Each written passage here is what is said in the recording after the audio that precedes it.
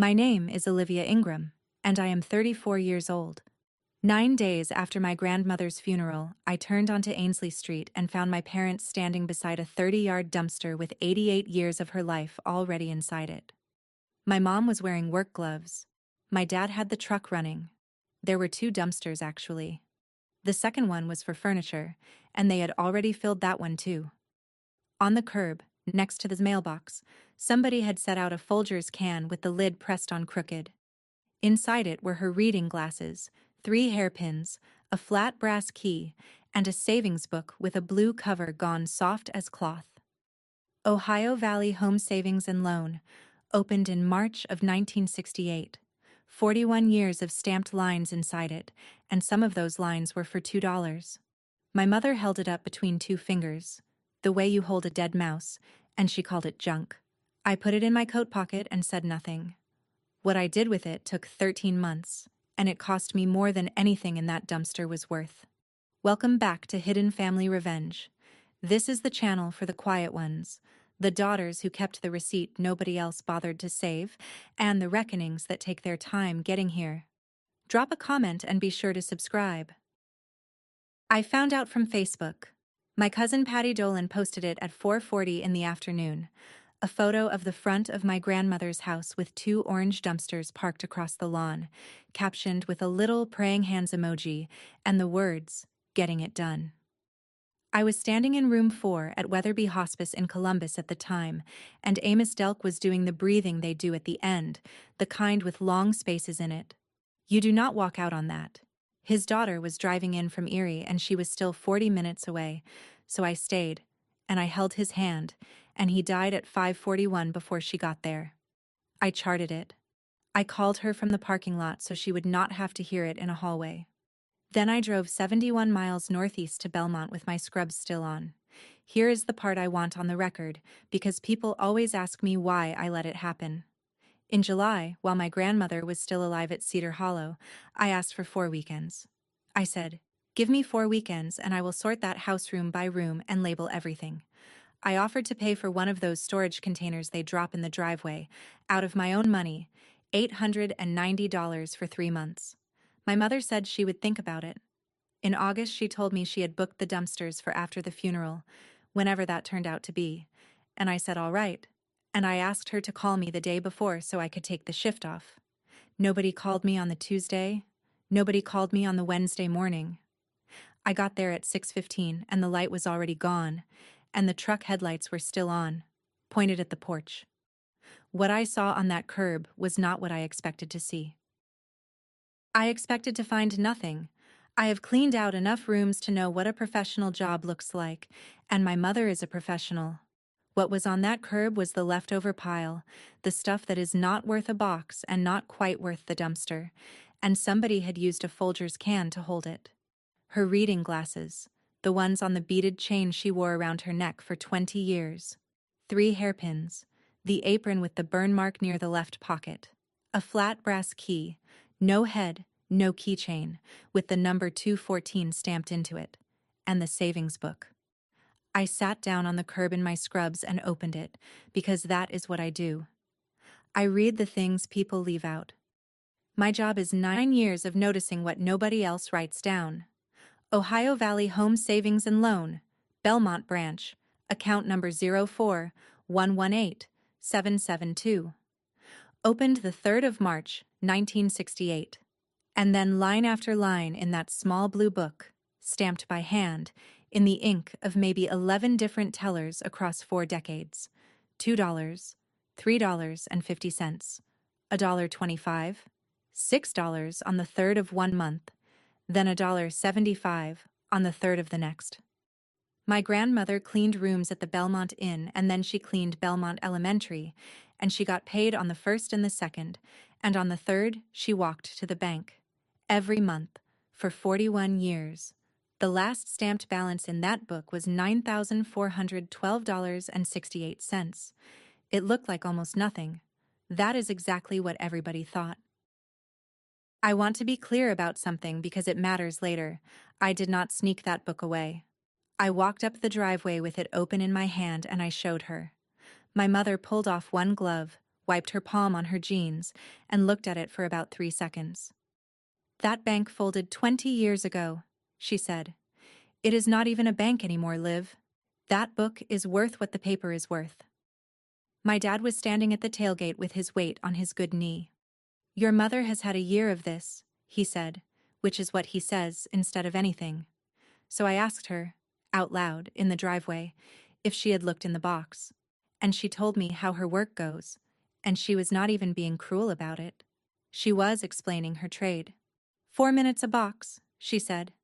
"That is the number. You give a box 4 minutes and you make the call and you move, because a house is 7 days and there are only 2 of us and I am 60. She said if you sit down with a box you are done for the day. She said her company clears 3 houses a week and every one of them is somebody's mother. And then she said the thing I have not been able to put down since. If it mattered, somebody would have kept the receipt." Then she turned back to the dumpster with the gloves still off, and she reached in and pushed down a cardboard box with her forearm to make room, and the box gave that soft sound cardboard makes when it stops being a box. I put the savings book in my coat pocket. I never took it out again in front of her. We sat in the truck for a while because it was cold and my dad wanted the heater. My mother did not apologize and I did not ask her to. What she did instead was tell me about 1974, and she told it flat, like a work story. "That house had a path through it," she said. "Not a hallway. A path." She held up her hands about a foot apart, newspapers to the ceiling in the back bedroom, coffee cans of pennies under the sink, under the bed, in the oven she did not use. She said she went to school smelling like that house, and by 4th grade the other kids had a name for her mother, and she was not going to repeat it to me in the truck. She said the coffee cans were the worst of it, because you could not tell which ones had pennies and which ones had buttons, so you had to shake every single one, and her mother would come in and take it out of her hands and put it back exactly where it was. She said she got out, and she never once looked back at a pile of anything with affection. "I do not save things," she said. "I save people from things." My dad said, "Sharon," and she said, "What?" It is true. And it was true. That is the thing nobody wants to hear about my mother. She is not lying about any of it. She was raised inside the exact thing she now hauls away for a living, and she believes she is being kind, and most weeks, she is. I have watched her sit on a stranger's stairs for 20 minutes with a widow who could not decide about a sewing machine, and then decide for her, gently, and the widow thanked her. She sat there with her gloves in her lap, and her breath fogging the windshield, and she looked at the porch light on her mother's house, and she almost said something else. I watched her decide not to. It would be 10 months before I learned what it was. Before I left, I walked around the far side of the dumpster where the truck lights did not reach, and I read it the way I read a bed. That sounds strange unless you do what I do. When I walk into a room, I look at the tray table, the water cup, the number of pillows, whether somebody moved the chair to the left side. It tells you who has been visiting and how long they stayed. So I stood there in the dark with my phone flashlight and I read her cutting board, which had knife marks worn into a shallow bowl in the middle, and I read the cast iron pan lying on its side with the bottom polished bright in one spot where her thumb went. 20,000 dinners will do that. There was a dish towel with a hem she had restitched by hand, and you could see where her eyes had gotten worse, because the last 4 inches wandered. My dad came around with his flashlight and asked what I was doing, and I said I was looking at the pan. He said it is a pan, Liv. And I said the thing I said. Nobody wrote it down. That is not the same as nothing. He looked at the house, instead of at me. Then he said we should get going before the neighbors complain about the truck, and he limped back around, and I heard him tell my mother that I was fine, I was just tired. I drove the 71 miles back to Columbus with the savings book on the passenger seat, face up, and I did not know yet what a person does with a thing like that. I went back that Sunday to ask about the house, and my mother handed me a piece of paper before I finished the question. Transfer on death designation affidavit. Filed with the county in March of 2019, signed by Ruth E. Cobb, notarized, witnessed, clean as a whistle. 219 Ainsley Street went to my mother the second my grandmother stopped breathing. No probate, no court, no inventory. Nobody had to agree to anything, and nobody had to be asked. "Read it," she said, and she was not gloating, she was ending a conversation. I did read it. Twice.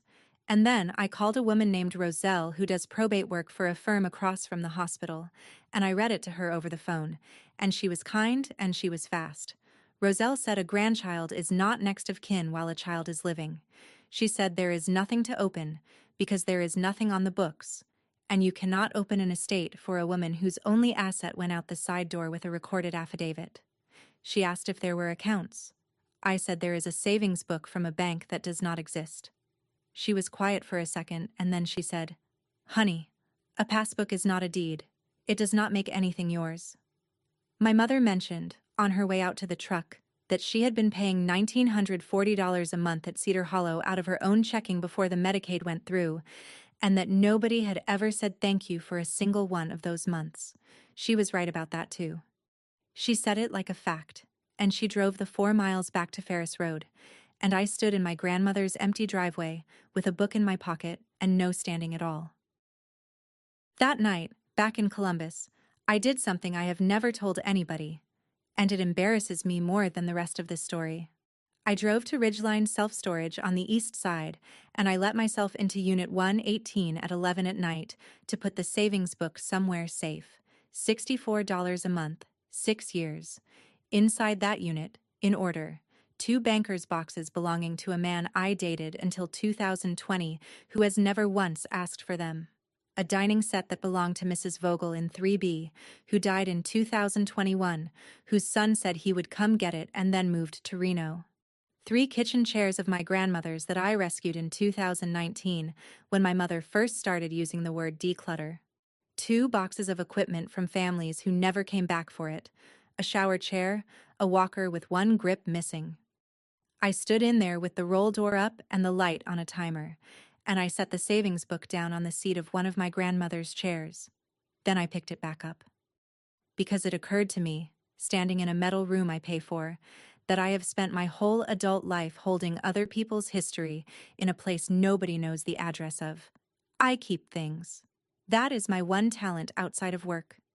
I keep them carefully and quietly, and I never tell anybody I have them. And I had just watched what happens to a woman who did exactly that for 41 years. I put the book in my coat pocket, pulled the door down, and drove the 15 minutes home wondering what a person is supposed to do with something she is not allowed to keep. I started where anybody starts. I called the number on the back of the book, which had been disconnected since sometime in the Clinton administration, and then I found the bank that ate it, and I called them. Meridian Bank, customer service, 37 minutes on hold. I know it was 37 because I wrote it down, the way I write down everything at work: time, name, exact words. The first woman transferred me. The second woman was in mortgages. The third man was very polite, and he told me the truth, which is worse than being rude. Records before 1998 were not converted, he said. That was 2 acquisitions ago. We cannot verify an account we never had. I asked whether there was an archive, a warehouse, a box of microfilm in a basement somewhere, and he said he was not aware of one. I asked him to say that again slowly so I could write it down, and he did, which I appreciated.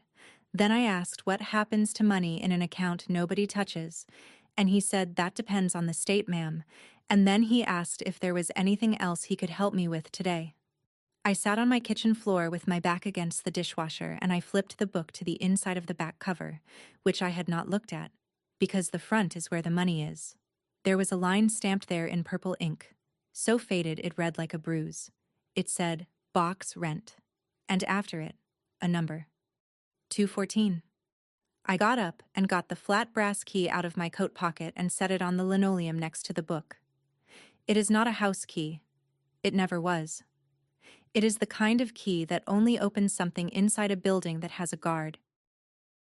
The next Saturday, I sat on my apartment floor above the laundromat on Kelso Avenue with the book, a legal pad, and a mug of coffee going cold, and I did the only thing I am actually good at. I counted. 41 years of deposits. mostly on the third, mostly under $5, and I stopped trying to add those. What I counted instead were the withdrawals, because withdrawals are decisions. There were 40 of them. 40 lines in 41 years where my grandmother walked into that branch and took money out instead of putting it in. And 31 of the 40 were in August. Not around August? August. The 11th, the 14th, the 9th, the 22nd. One every single year from 1979 straight through 2009, and never a round number. $84.50. $209.10. $466.80. Somebody who is stealing takes round numbers. Somebody who is paying a bill takes the exact amount of the bill. I know that from work too. When a family tells me they cannot afford the copay, they tell me a round number, and when they show me the invoice, it has cents on it. The cents are how you know it is real. The other 9 withdrawals were scattered across the decades, and I sat up straighter because I knew those dates. Not all of them, but November of 1987 meant something to me. So did May of 1989, so did February of 1994, and I could not have told you why yet. Only that I had heard those months my whole life at kitchen tables. I wrote at the top of the legal pad, "Why August?" Then I underlined it twice, which is not like me, and I went to bed and did not sleep well. 2 weeks later, I drove back to Belmont on my day off to stand in front of a building, 12 South Main. On the savings book it says Ohio Valley Home Savings and Loan in raised gold letters, and there is a little engraving of a stone arch. The arch is still there. The building is a vape shop now. Ohio Valley got bought by Keystone Federal in 1998, and Keystone got swallowed by Meridian in 2011, and Meridian closed the Belmont branch in 2016, and the storefront went through a phone repair place and a tanning salon before it landed where it landed. But the old vault is still standing in the back corner, because you cannot get a vault out of a building without taking the building apart. They use it as a display shelf. There is a shelf of mango-flavored cartridges sitting inside a 2-ton steel door. The kid working the counter was maybe 22, and he was very nice about the crazy lady who wanted to touch a door. I asked him if it's still locked. He said the lock has been broken since before he was born. I stood on that sidewalk for a long time. I want to say something here, while I am still standing on that sidewalk. If you have a parent or a grandparent still alive, ask them one question this week. Where do you keep things? Not the will. The things. Write down what they say. I am asking because I did not. Drop a comment if you have had that conversation, and subscribe, because the next part is where it turned, because when I finally looked up from the sidewalk, I was looking across the street at another counter, in another building with the lights on. Belmont Municipal Credit Union has 4 parking spots and a bell on the door. The woman at the second window was Bernice Alvarez, 58 years old, 31 years behind a counter in that town, and I want to be honest that she did not save me. She could not look up my grandmother's account, and she said so in the first 30 seconds, because it was never her institution and because privacy laws exist. What she did was put her reading glasses on and look at the last stamped line in the book, and then she went quiet in a way I recognized from work. "Those are Dot Kessler's initials," she said. "Dot did the teller window at Ohio Valley until they let everybody go in '98. Bernice touched the page like it was a person. Then she walked me through the mergers on the back of a deposit slip, drawing arrows, 3 boxes, and 2 arrows, which is the whole financial history of a small Ohio town in one drawing. And then she said the thing that changed the next year of my life, and she said it like it was ordinary, because to her, it was. "Honey, if nobody touched that account, it is not at Meridian. It went to the state." She said the words unclaimed funds. I had never heard them in my life. I have a nursing license, a car payment, and 9 years of charting, and I did not know that there is an office whose entire job is holding what people forgot. She wrote it on the deposit slip and slid it under the glass. I stood in that parking lot and read what she had written on the back of a deposit slip. Ohio Division of Unclaimed Funds. If you are watching this and you had a grandmother who worked her whole life for cash, look up your own state's version tonight. It takes 4 minutes. Comment and tell me if you find something and hit subscribe. I typed her name in that night, standing up at my kitchen counter with my coat still on. Ruth Cobb, Ohio. It took 11 seconds. There she was, in a table on a state website, in a font nobody has updated since 2009. Owner name, Ruth E. Cobb. Last known address, 219 Ainsley St., Belmont, OH. Holder, Meridian Bank. Property type, savings account. Reported, 2015. I read it 4 times before I understood the year. 2015. My grandmother did not die in 2015. She lived 9 more years after that. She sat in that house on Ainsley Street with her mail piling up on the radiator cover, and the state of Ohio was already holding her money, and the letters they sent about it went to a woman who by then was 79 years old, with hands that would not open a jar. Nobody stole from my grandmother. That is the part I could not get past for about a week. There was no villain in that. She just stopped being seen, one piece at a time, and the system did what systems do, which is send a letter to the last known address, and then close the file. And here is the detail I still cannot say, without laughing at myself. The Division of Unclaimed Funds is in Columbus, 14 minutes from my apartment.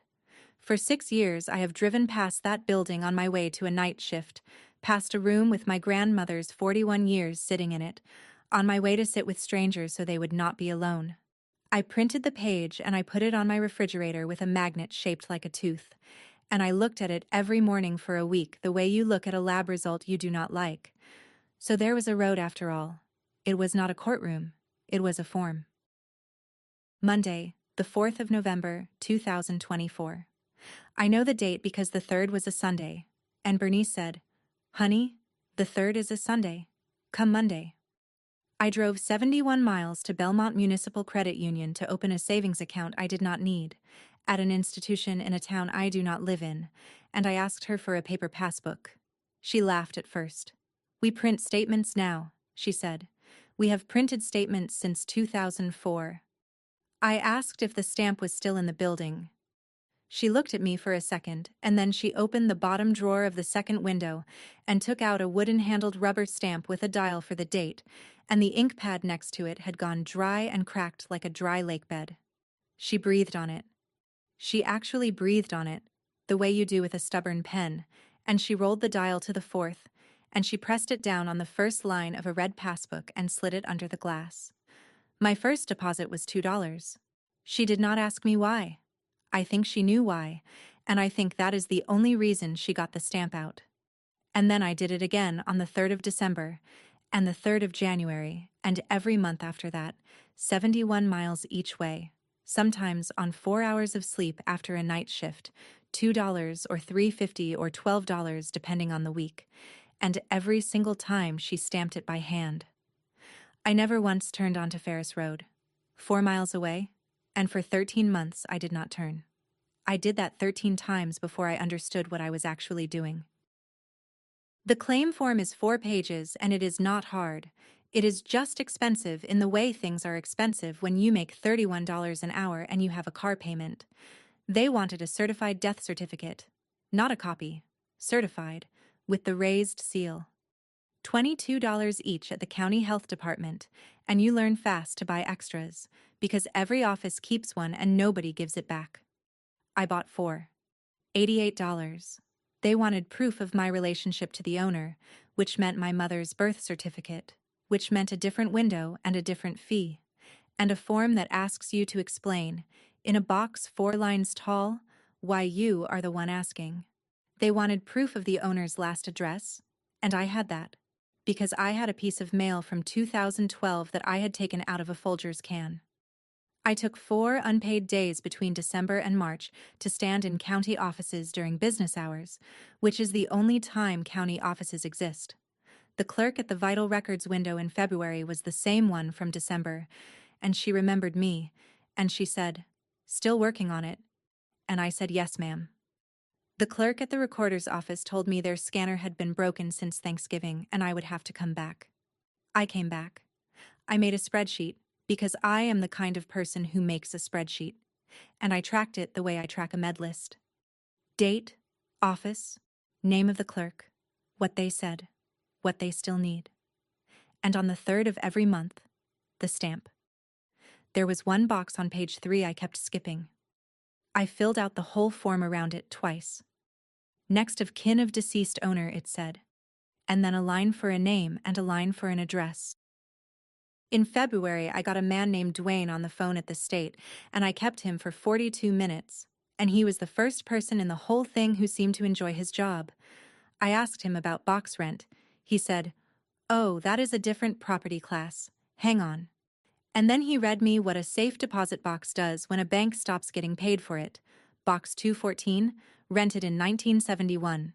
The rent came out automatically, $7 a year to start, out of a checking account that got closed in the 2011 merger, which is exactly the kind of thing nobody notices for years. When the rent stopped, the notices went to Ainsley Street. In 2013, the bank drilled it. That is the word they use, drilled, and it means a locksmith and 2 employees and a form. They inventoried the contents, they sealed them in a bag with a number on it, they held them, and in 2016 they shipped the whole thing to the state, where it has been ever since, in a vault in the city where I live. Property description on file, Dwayne said, reading slowly. Securities and personal effects. I asked what securities meant. He said it could be almost anything. Stock certificates, bearer bonds, savings bonds, and that people used to keep those in boxes because that was where you kept paper that was worth money. Then he said he could not tell me which, not from his screen, and that the full inventory only goes to a legal representative of the estate. Then I hung up and looked at the brass key on my kitchen counter, the one I had been carrying around in my coat pocket for 3 months, like it meant something. They had drilled that lock 11 years before I ever picked the key up. While I waited on the state, I worked on the other 9. Not the August ones. The scattered 9. The ones with dates I had heard my whole life, and it took me one evening with the legal pad and my own memory to line them up, and then I sat very still. November of 1987, $260. That is the winter my dad got laid off from the warehouse and they were on Depot Street. And the story, told at every Thanksgiving I can remember, is that the church helped us that month. May of 1989, $1,200. That is the month they closed on 4118 Ferris Road. And the story is that the credit union made an exception for your father because he was a good customer. February of 1994, $640. Transmission on my dad's truck. And the story is that Uncle Gary rebuilt it for the cost of parts. September of 1997, $415. My tonsils. And the story is that the hospital wrote it off. January of 2001, $1,850. The furnace, and the story is that it came out of my dad's Christmas bonus. April of 2006, $890. I know that one because I wore the braces. My dad worked doubles all spring, is the story. And I remember him coming home smelling like duct sealant, and I remember being grateful to him. There were 3 more I could not place at all, in July of 2005, and November of 2007, and March of 2008, and those 3 came to $1,920, 9 withdrawals, $7,175. I called my Uncle Gary on a Tuesday to ask about the transmission just to be sure, and he had no idea what I was talking about. He kept saying, "Whose truck?" He said he has never rebuilt a transmission in his life. It took me until April to remember August, and I did not remember it from a document. I remembered it because I was there. The summer I was 12. In 2004, my grandmother walked me down Kepler Road to Belmont Elementary in the middle of August, when a school is the emptiest building in America. Wax on the floors, all the chairs upside down on the desks. She had me wait by the trophy case while she went to the office window, and I watched her push an envelope through the slot and say something short to the woman on the other side. And the woman started to write, and my grandmother put 2 fingers on the paper and shook her head. Then we walked home the long way, and she bought me a lemon shake-up at the Legion stand. On the way, she told me what the money was for, in about the plainest way you can say it. She said some kids come in September owing the lunch account from last year, and the ones who owe get asked in front of the line, and some of them stop eating instead. Then she said, nobody should have to be asked twice. And then she said, do not tell your mother. Your mother will say I threw money out a window. I was 12.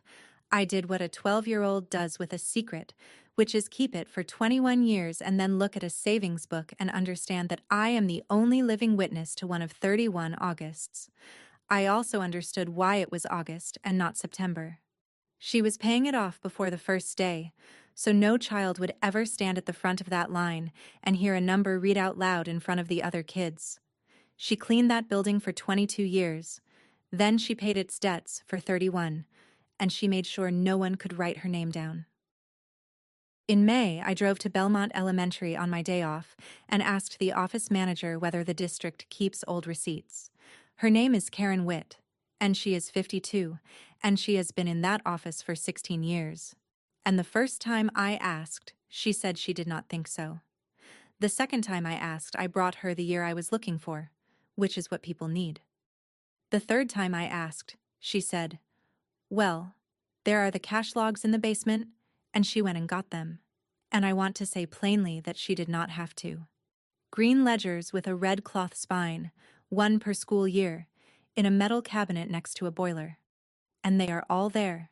Every August, from 1979 to 2009, one cash payment, no check number, no name, applied to the student meal account deficit.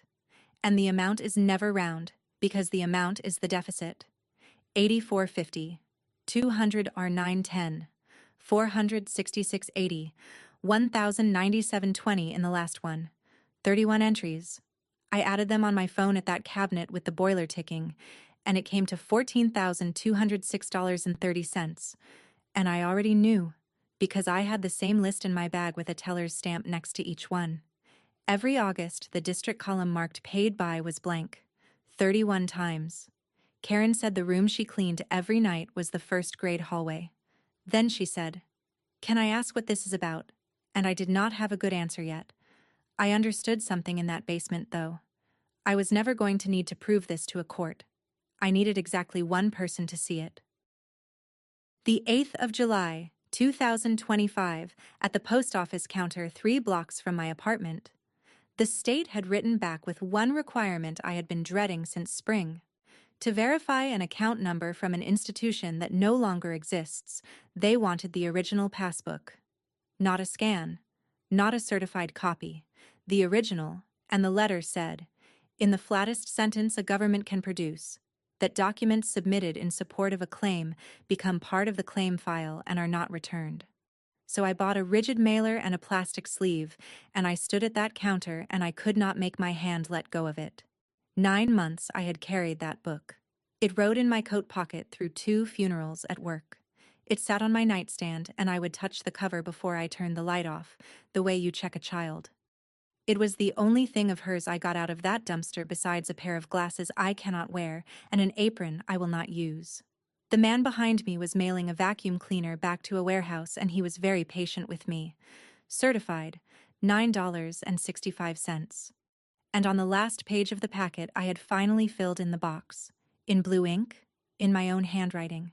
Next of kin of deceased owner. Sharon Ingram, 4118 Ferris Road, Belmont, Ohio. Which meant the state of Ohio was about to mail my mother a letter about her mother's money with my name on the line underneath. I knew that when I dropped it in the tray. I dropped it in the tray.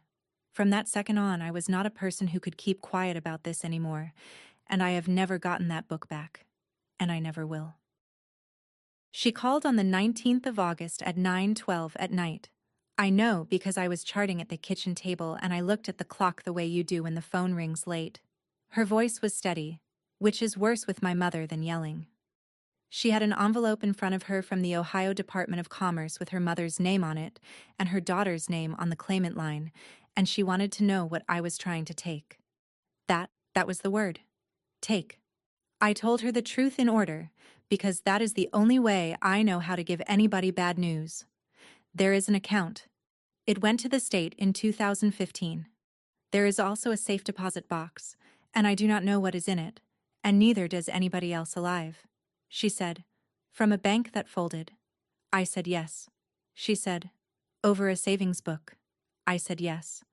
And then she said it again, 10 months later, with total confidence, the way you repeat a thing that has always worked. If it mattered, somebody would have kept the receipt. I did not raise my voice.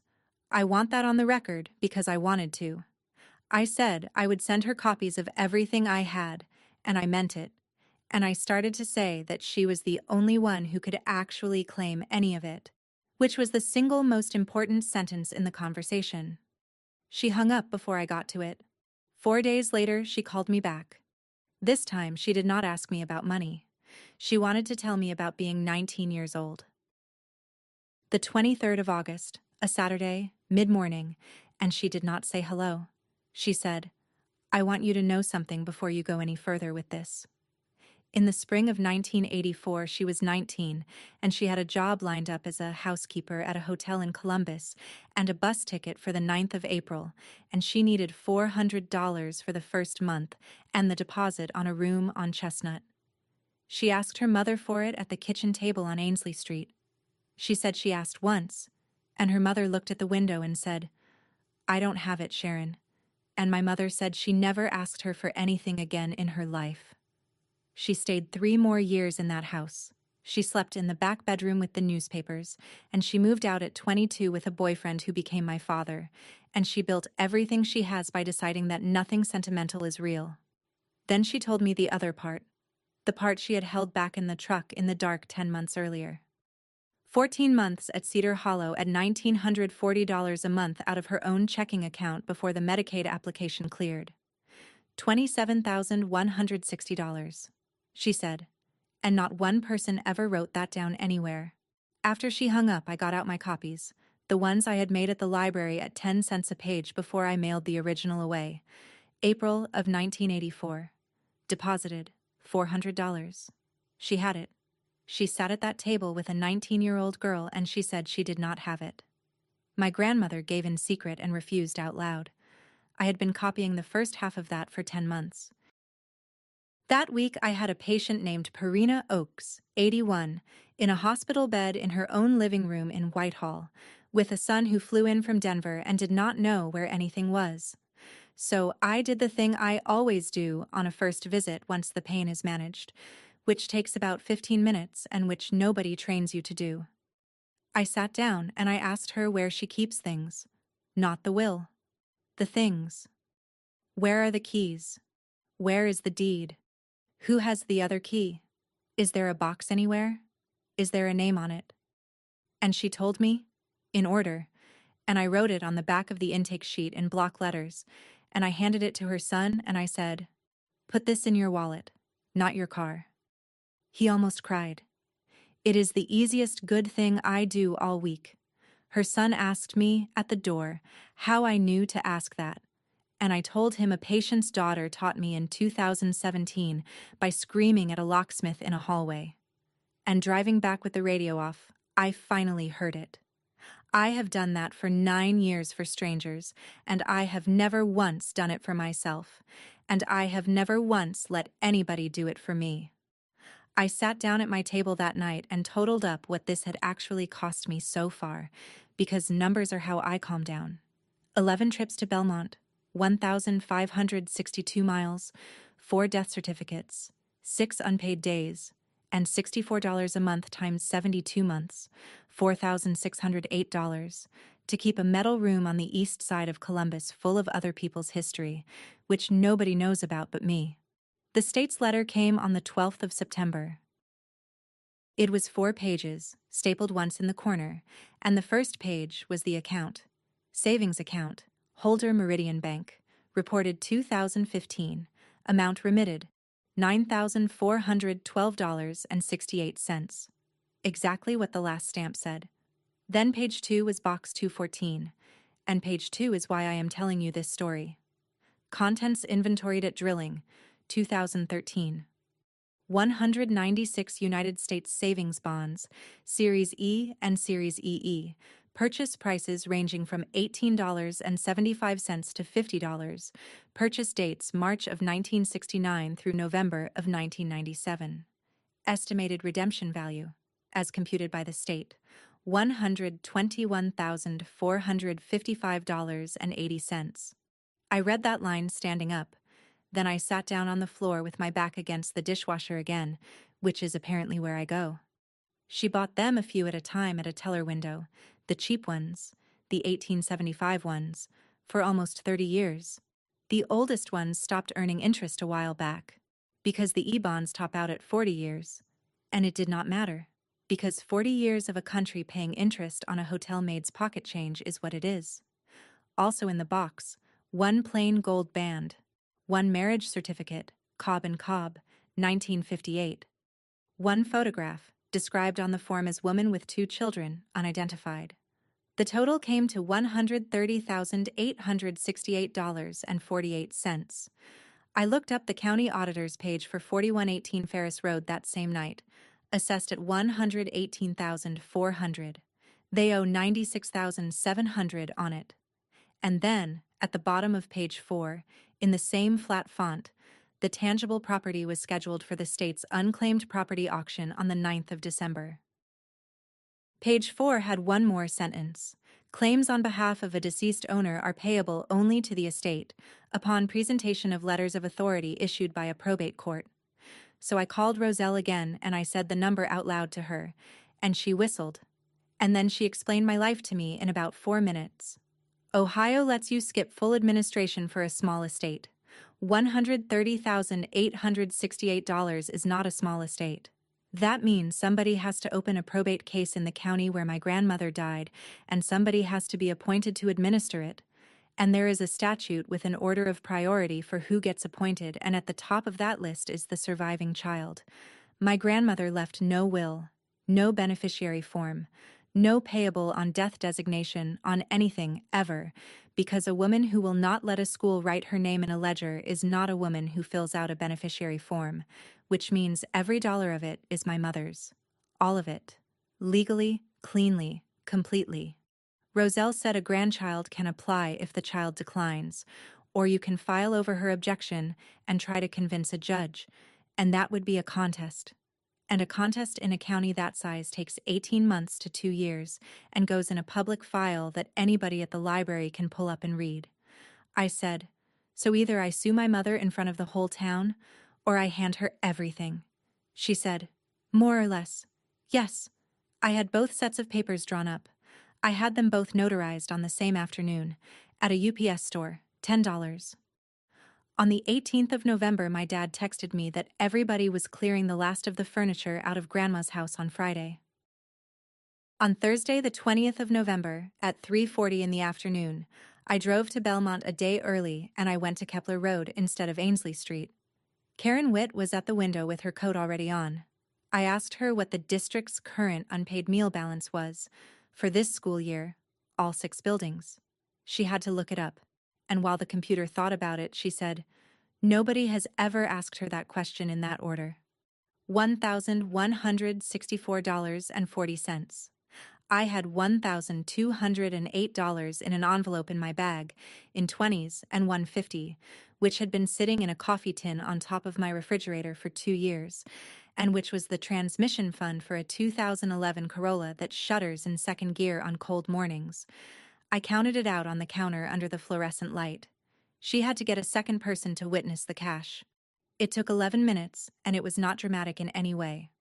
Then I asked her for the one thing I actually came for. I asked her to fill in the column, not anonymous.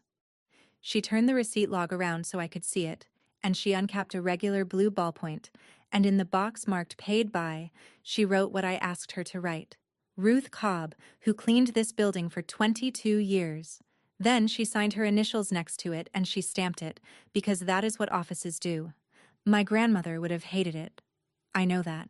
She would have put 2 fingers on the paper and shaken her head, and she would not have spoken to me for a month. I did it anyway, and I have $43.60 left, and I would do it again tomorrow. The next morning, I drove to Ainsley Street for the first time in 13 months. There is no sound in the world like an empty house with 11 people in it. They had pulled the carpet, so every footstep came back off the walls. It smelled like primer. The refrigerator had been unplugged for a week, and it still ticked once while I was standing there. My cousin Patty Dolan was wrapping glassware in newsprint on the kitchen counter. My Uncle Gary and two men from Rieger's were walking the last dresser down the porch steps. 3 of Patty's grandkids were carrying lamps to a minivan and arguing about a phone charger. My dad was in the doorway between the kitchen and the front room, which is where he stands. Closing was Monday. $71,000 for the house. Cash buyer. A landlord from Mount Vernon. My mother was on one knee with a roll of price stickers, and she peeled one off and pressed it onto the last chest of drawers in the front room. $40. Consignment tag. Rieger's, Belmont. She looked up and saw me, and she did not look surprised, and she did not stand up all the way. I did not say hello either. I put my bag on the floor, and I took out the state's letter, 4 pages, stapled in the corner, and I laid it flat on a cardboard box lid because there was not one chair left in that house to put anything on. And I read her the last line of page 3, in the voice I use for numbers at work, which is slow and boring on purpose. $130,868.48. Nobody moved. Then I told her what the auditor says 4118 Ferris Road is worth, and I told her what she still owes on it. Patty stopped wrapping glass, and my mother stood up the rest of the way and said, "Where do I sign?" I did not give her anything to sign. Not yet. I said, "Before you sign anything, I am going to read you some dates." And that is all I did. I did not accuse my mother of one thing in that house, and I want people to understand that this was not mercy, it was strategy. Because I have watched families for 9 years, and an accusation gives a person something to fight. A date does not. November of 1987, $260. And I said, "The church helped us that month." May of 1989, $1,200. And I said, "The credit union made an exception for Dad." My mother's face did not change on the first 2. February of 1994, $640. And I said, "Uncle Gary rebuilt the transmission for the cost of parts." And from the porch doorway, in front of everybody, my Uncle Gary said, "I never fixed a transmission. Sharon, I have never fixed a transmission in my life." Nobody said anything after that.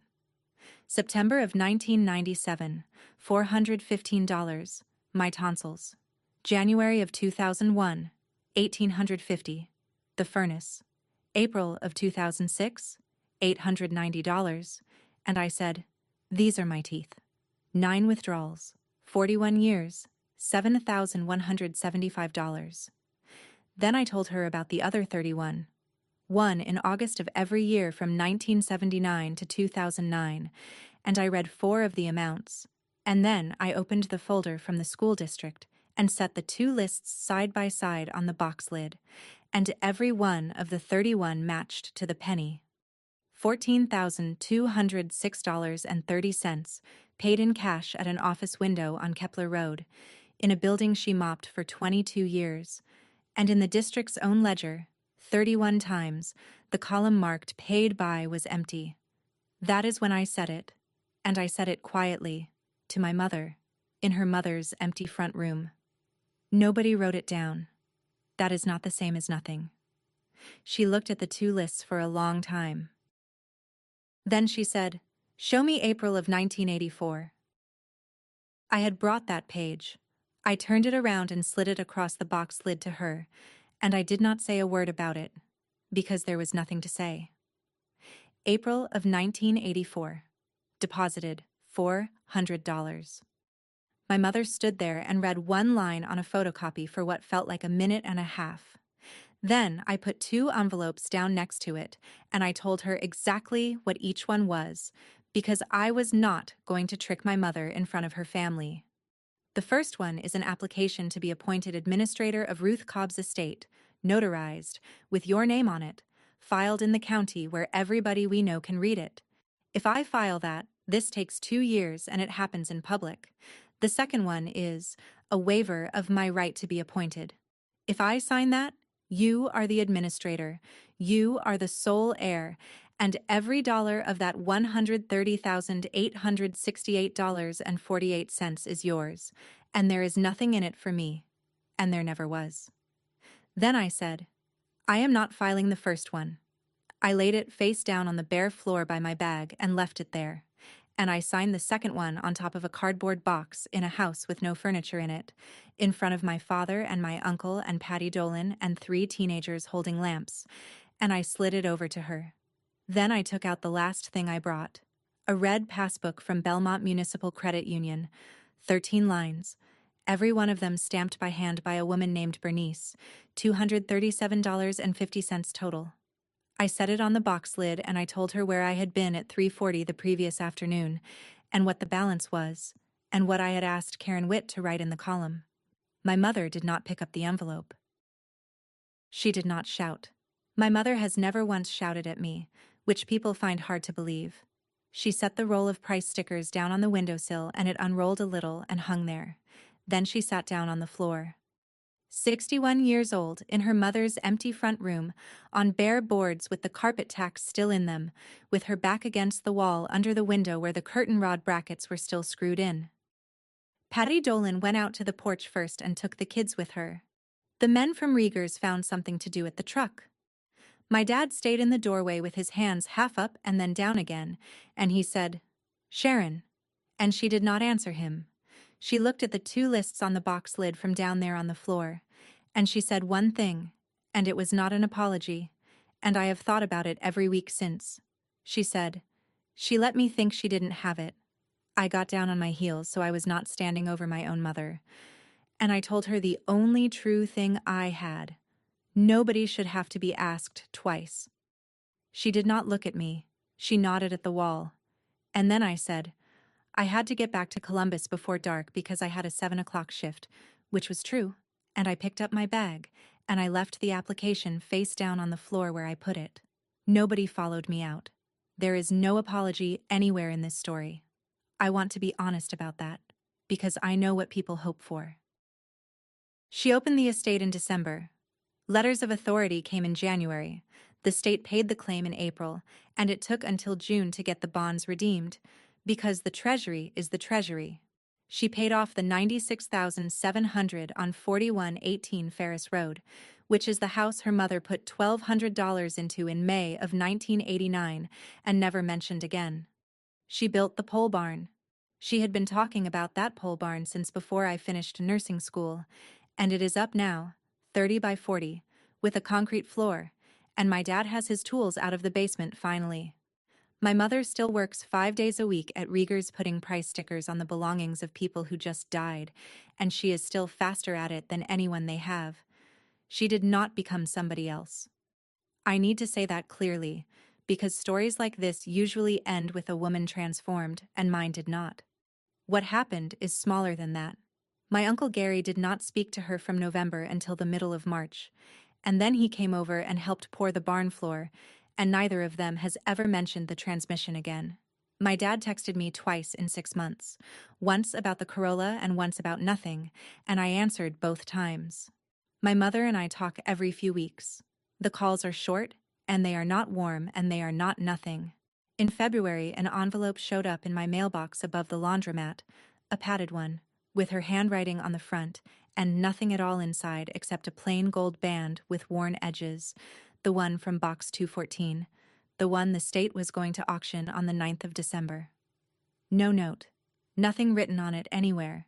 I did not call to thank her, because we do not do that, and I did not throw it in a drawer either. It is a little big for me. I wear it on my right hand. In February, I also gave up Unit 118, 6 years, $4,608, and it took me 2 Saturdays to empty.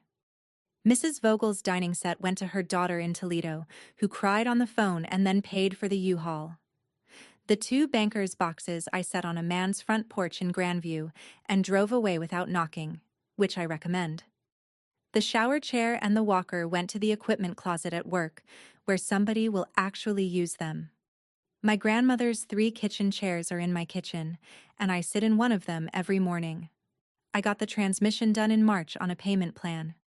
I asked for a raise the same month, the first time in 9 years, and I got it. And it turns out you have to ask. And in August, Karen Witt called me at work to tell me the office had taken in a cash payment for the current meal balance. No check, no name, exact to the penny. First one since August of 2009. She said the paid by column is blank, and she did not know what to do about it. I told her to leave it blank. I did not ask who. I think I know. I also think I might be wrong, and I have decided that is all right with me. I do not keep things anymore. I put them where somebody has to write them down, because the only thing that saved my grandmother's 41 years was a stranger with a rubber stamp, and the only thing that saved me was finally letting go of the last thing I had of hers. It is the 3rd of the month today. I am at the second window in Belmont, and Bernice is breathing on that dry ink pad, and there is a second passbook on the counter next to mine, still blank, because I am going to open it for somebody who has not been born yet. That's my story. 2 dumpsters, 40 stamped lines, 1 office window on Kepler Road. If this reminded you to ask your mother where she keeps things, or to write down what somebody in your family has quietly been paying for, do it this week, not someday. And if you know a woman whose work nobody ever wrote down, send her this. Drop a comment, hit subscribe, and I'll see you in the next one.